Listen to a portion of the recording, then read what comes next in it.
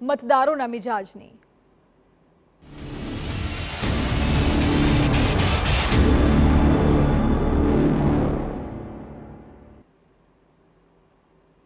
લોકસભાની ચૂંટણી બસ હવે દસ્તક દઈ રહી છે। રણ તૈયાર છે, ખેલાડીઓની પસંદગી થઈ ચૂકી છે। ભાજપમાંથી દેવુસિંહ ચૌહાણ છે તો કોંગ્રેસમાંથી કાળુસિંહ ડાભી। ત્યારે ક્ષત્રિય બંધુઓની આ રાજકીય લડાઈમાં ખેડાના વડતાલના સંતો શું માની રહ્યા છે, શું છે તેમની અપેક્ષાઓ, જાણીશું મતદારોના મિજાજમાં।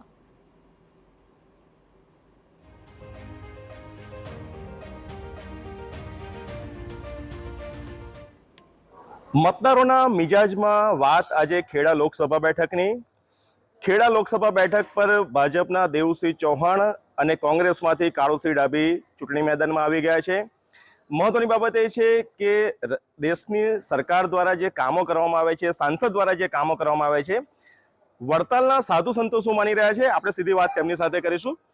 ગુરુજી, છેલ્લા 5 વર્ષમાં સાંસદ દ્વારા જે કામો કરવામાં આવ્યા, કેટલો સંતોષ?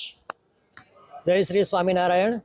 સૌ પ્રથમ ગત ટર્મમાં અમારા સાંસદ અને અમારી સરકાર એણે જે કામગીરી કરી છે એના માટે સમગ્ર દેશને ગૌરવ છે।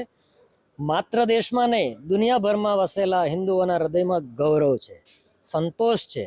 70 વર્ષમાં જે પીડાઓ ભોગવી છે એ એક જ ટર્મમાં એનું વળતર સરકારે આપ્યું છે, આટલો સંતોષ છે। ગુરુજી, જે સાંસદ દ્વારા કામગીરી કરવામાં આવી, કયા કયા કામો એવા છે જેનાથી તમને સંતોષ થયો છે? આમ જોઈએ તો કોઈ કામની ગણતરી ન થાય।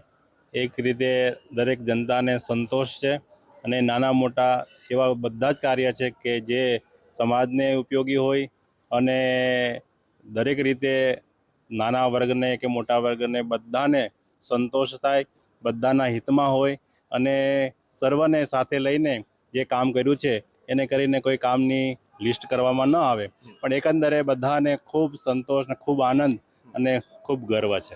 ગુરુજી, તમને શું લાગી રહ્યું છે કે હવે જે ટર્મની અંદર જે પણ સાંસદ આવે એ સાંસદ પાસે તમારી કયા પ્રકારની અપેક્ષા રહેશે? સર્વપ્રથમ તો હું એમ કહીશ કે હું એક આ રાષ્ટ્રનો હિન્દુ છું। હિન્દુ હોવાને નાતે આ સાંસદ અને હાલની સરકાર એ આગામી સમયમાં ચૂંટાઈને આવે। ગુરુજી, ઘણા કામો એવા પણ છે જે ખેડા જિલ્લા માટે જરૂરી છે, સાંસદ પાસે કયા પ્રકારની અપેક્ષા રાખો છો તમે? ખેડા જિલ્લાની વાત કરીએ તો મને ગૌરવ એ વાતનું છે કે આ જિલ્લાને કેન્દ્ર સરકારના પ્રતિનિધિ મંડળમાં પણ સ્થાન મળ્યું છે। હમણાંની જ વાત કરું તો ખેડા જિલ્લાના નાગરિકો માટે સાંસદ સભ્યએ પોતાની ગ્રાન્ટમાંથી સર્વ સુવિધા સંપન્ન એમ્બ્યુલન્સ આપી છે।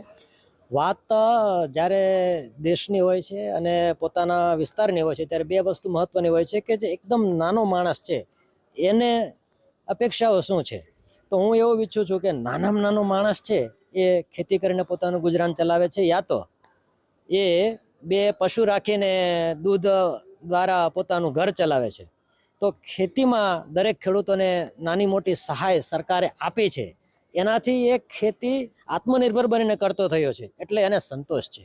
હા, એમાં વિશેષ કયું ઉત્પાદન લે અને કેના દ્વારા એ વિશેષ આવક મેળવી શકે એનું એજ્યુકેશન સરકાર તરફથી નાના ગામડાના માણસોને મળે એ જરૂરી છે।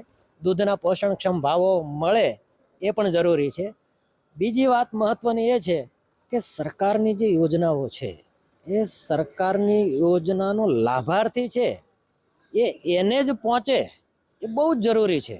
એટલે હું એવું કહીશ કે સરકાર જેમ યોજનાઓ જાહેર કરે છે ને એવી રીતે આ યોજના તમારા માટે છે, તમે આનો લાભ લો, એવું એને ગામડાના નાના લોકોને લાભ મળે એ બહુ જરૂરી છે। હું આશા રાખું છું કે આપણી સરકાર એ રીતે એક્ટિવ છે। દુનિયાની રાજધાની સમયના સંપ્રદાયની વડતાલ છે, લાખો હરિભક્તો વાર્ષિક અહીંયા આવતા હશે, હજુ વડતાલ મંદિરને શું ખૂટે છે કે જે સાંસદે પોતાની ગ્રાન્ટોમાંથી કામ કરવા જોઈએ? અત્યારે તો સરકાર દ્વારા અને સરકારના સભ્યો દ્વારા અત્યારે આપણો જે વડતાલનો બહુ જ પબ્લિક આવતું હોય છે, એટલે આપણો જે રોડ છે એનું કાર્ય ચાલી રહ્યું છે। વિચારે છે 4 લેન રોડ કરવો, એટલે બહુ અતિશય ઉપયોગી વસ્તુ છે, કેમ કે પૂનમ, રવિવાર, એકાદશી, હરિજયંતિ, રજાના દિવસોમાં ખૂબ જ હરિભક્તો, શ્રદ્ધાળુઓ, દર્શનાર્થીઓ આવતા હોય છે। હજુ પણ એવી અપેક્ષા રાખીએ કે થોડો ટ્રાફિકની સમસ્યા હોય, થોડુંક એ હોય, એ પણ એ ધ્યાન લઈ જ રહ્યા છે અને એના વિશે પણ આગળ સાંસદ સભ્યો, ધારાસભ્યોશ્રીઓ વિચારી જ રહ્યા છે. હજુ પણ વડતાલ મંદિરમાં જે લોકો આમ દર્શનાર્થીઓ આવે છે એમના માટે આપના માધ્યમથી એ કરી જ રહ્યા છે. છતાંય જણાવું છું કે ટ્રાફિકની જે સમસ્યાઓ છે, પાર્કિંગ વગેરેની નાની મોટી છે, એ વિશેષ હજુ સારી થાય તો એ વધારે હરિભક્તોને અને દર્શનાર્થીઓને સુખદાયક નીવડે. વડતાલના સાધુ સંતો માની રહ્યા છે કે વિકાસ કામો તો ખૂબ થયા છે. સાંસદ પાસે કેટલીક અપેક્ષાઓ પણ છે કે અમુક પ્રકારના વિકાસ કામો થવા જોઈએ.